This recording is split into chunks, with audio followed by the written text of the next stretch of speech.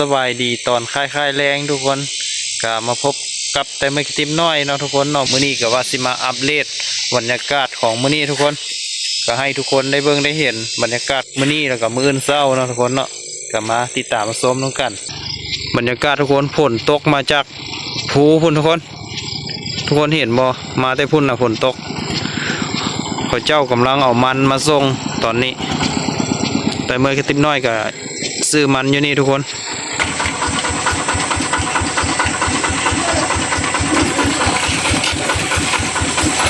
ฝนตกมาแล้ว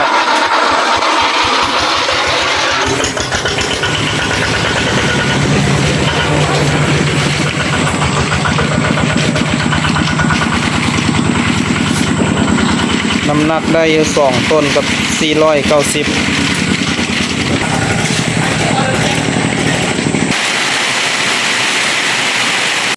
เมื่อกี้นี่ฝนมากอะค่อนข้างจะแห้งเลย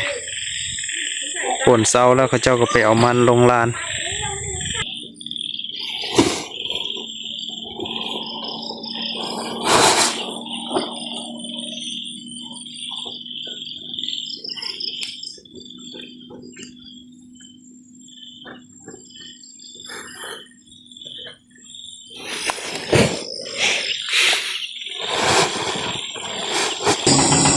คำแล้วพ่อแม่พี่น้อง1010บ่เห็นสะท้อนมังใหญ่ขนาดมันปีหนึ่งทุกคนอันนี้ปีกว่าละสิเป็นมัน2 ปีละแต่ว่ามันหัวใหญ่มันงามทุกคนเขาเจ้าปลูกไว้แต่ปีกายปลูกตั้งแต่เดือน1ทุกคนเป็นปีปลายละมันนี่ส่วนอันนี้กับมันน้อยบ่งามปานใดทุกคน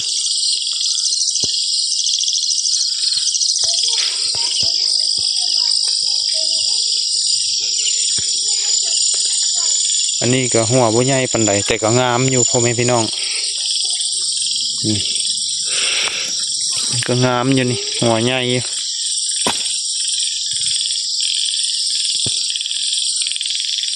มันอยู่นี่ได้30 ปลายต้นทุกคนมื้ออื่นเขาเจ้าก็เอารถมาเอาแล้วนี่เอารถมาแล้วก็แก้เข้าโรงงานพ่อแม่พี่น้องแก้ออกจากร้านแล้วก็ไปส่งโรงงานทุกคนส่งโรงงานอยู่บ้านประมาณ4 ชั่วโมงทุกคน4 หรือ 5 ชั่วโมงฮอดโรงงานอยู่นี่เมื่อหาโรงงานแต่เมื่อกระติมน้อยมาช่วยเบียกมื้อนี้เรากำลังเฮ็ดอยู่เฮ็ดกินมื้อแรงนี่ตำมะแตงแล้วก็มีแกงกบแกงเขียดนี่ล่ะปกติแมงไม้หลายทุกคนแต่ว่ามื้อนี้ฝนตกก็เลยว่าแมงไม้บ่ออกถ้าฝนบ่ตกนี่แมงไม้หลายเป็นจีปมจีล่อทุกคนออกหลายแต่ว่าฝนตกมันระบ่ออกมื้อนี้เบต้ามือเบต้ายังจะมือยังจะมือวานยัง7 มือ7 มือแซ่บบ่ตำมะแตงแกงกบแกงเขียดทุกคนกินข้าวพ่อแม่พี่น้องบัดนี้แซ่บบ่สุดยอดเนาะอร่อยมาก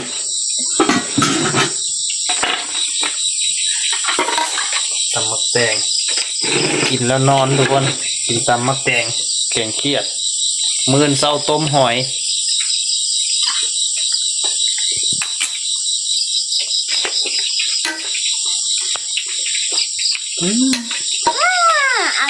อร่อยมาก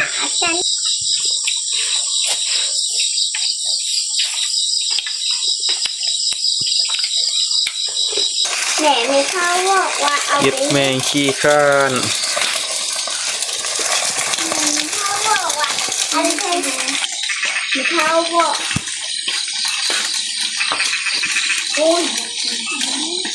แก ก็ได้หยิบเพื่อใบบ่คุบเถื่อนบ่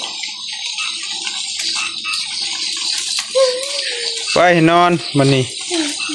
นอนบัดนี้พ่อแม่พี่น้องบนนอนเฮาก็ประมาณนี้แหละทุกคนนอนกลางซาดนี่แหละโอ้ย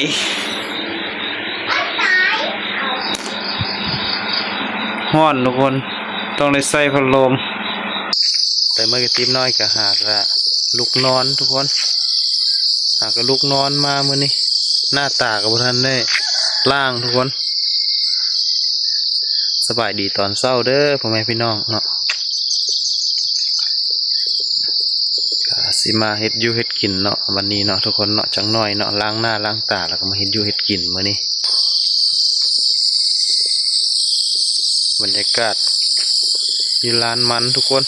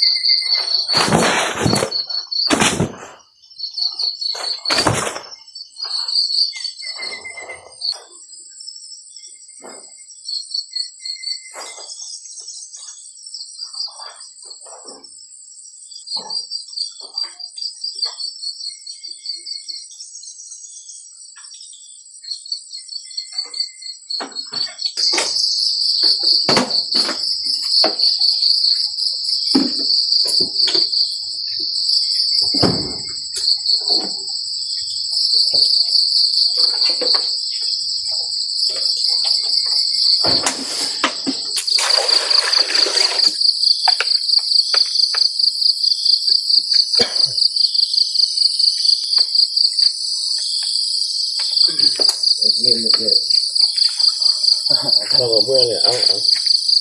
ป่าโอ้ ปลาขึ้นหน้าเลย ป่าขึ้นนาแล้วเนาะ อืม อันเลยบ่มันเห็นอยู่นาน่ะ ปลาล่างเขาจะกินเลย เออ มันเล่นไม่ มาเอาเลยอัน มะม่วงป่า โอ้ผมเจอหลาย ก็ได้อยู่ ๆเนาะ ขึ้นแต่หางัวตลอดเก็บงัวตลอดอยู่ โอ้ป่าพ่อแม่พี่น้องพอเท่าเพิ่นเอาป่ามาพากมาต้อน ไปเบิ่งแม่จะนี่ ตื่นเช้ามาเพิ่นก็เอาของพากมาให้มาต้อนป่าขึ้นนาเนาะพ่อเนาะ เล่นเลย ป่าเยอะอยู่เด้นี่ นี่แต่ปลานั่นเลย อืม นี่มองดู จับเอาเนาะอันนี้เนาะมองบ่มีแต่จับ มอง เอา แดก็จับ เนาะ แด เออ เจ้าย่างไปเบิ่งแม่ไปยืนอยู่หันเบิ่งแม่จะนี่ยังเฮ็ดบ่อนวับอยู่กลาง โอ้ ไร่หน้า ขึ้นหลายเนาะ อืม พบเจอหลาย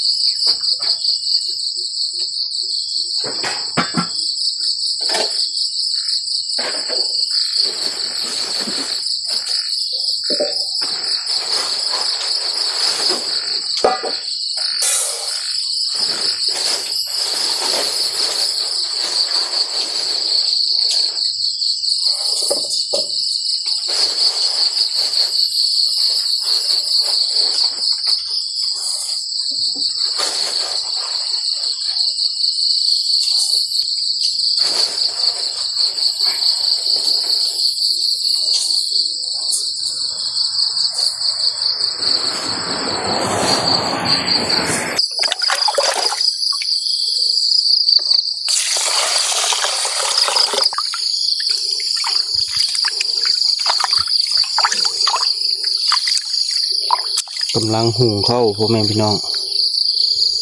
ล่างข้าวก่อนล่างหลังจากล่างแล้วเราก็ไปหุงเนาะทุกคนเนาะ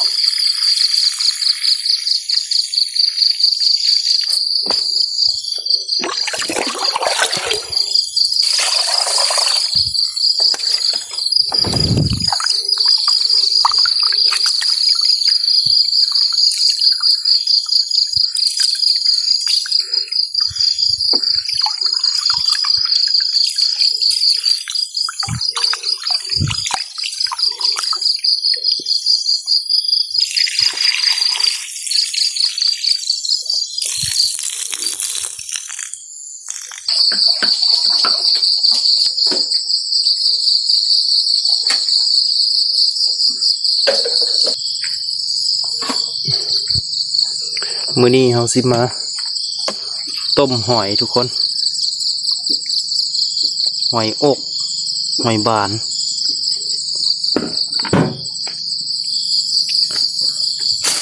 นี่เป็นมะม่วงทุกคนมะม่วงป้าพอเท่าเพิ่นเอามาให้เมื่อกี้นี้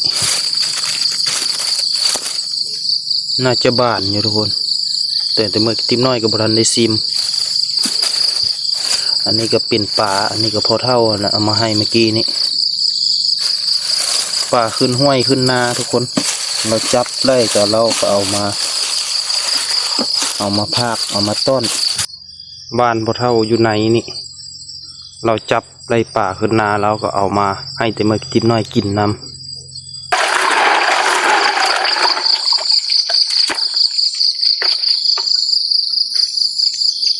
หอยทุกคน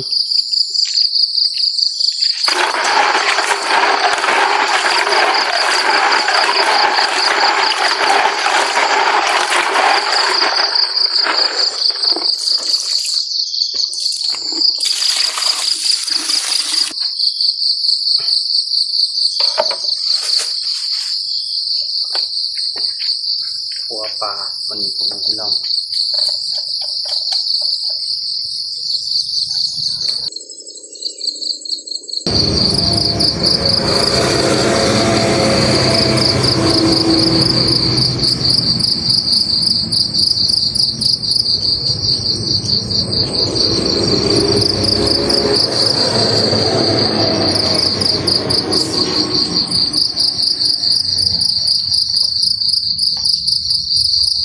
ครัวแล้วละ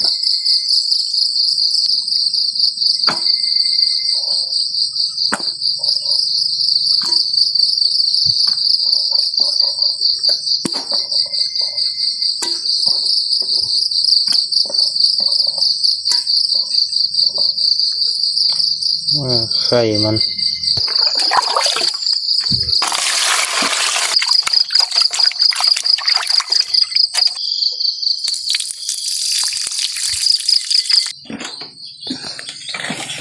กำลังต้มหอยอีกทุกคน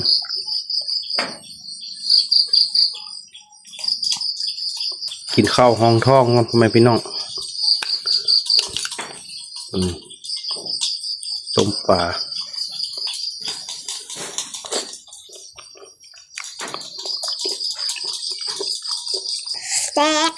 แซ่บปะอ้าวแงบ เราดู สุดยอดอร่อยมากหอยนาหอยบานทุกคนทุกคน ก่อนไอ้นี่ไม่มีไข่เลยเขาบอกออกมาเนี่ยไข่เสือบอกออกเนาะเองนี่โง่แต่สุดก็ไข่สุดก็มีบอกเองนี่บอกเองโง่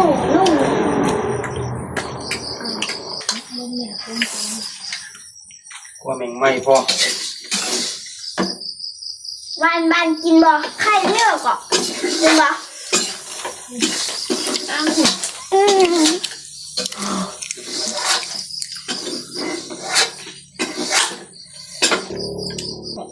จิปมจิล่อ กิโลเมียงที่ข้านตุงหมีแกกวันไข่ซื้อเยอะๆเลยเอ็นเนี่ย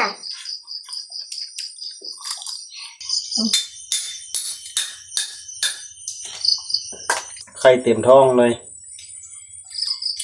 จะบ่ออกหรอกจะไข่เยอะครับฮะเพราะว่าเมื่อกี้ก็ไข่เอง อร่อย ปันน้องไหม เบต้าบอกเขา ฮะ บอกกับเขาไงอยากเขาอ่ะ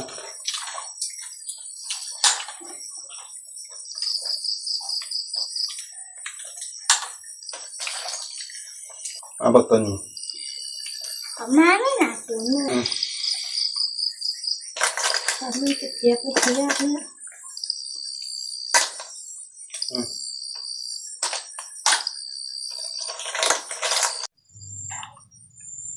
ตุยแงบอร่อยมาก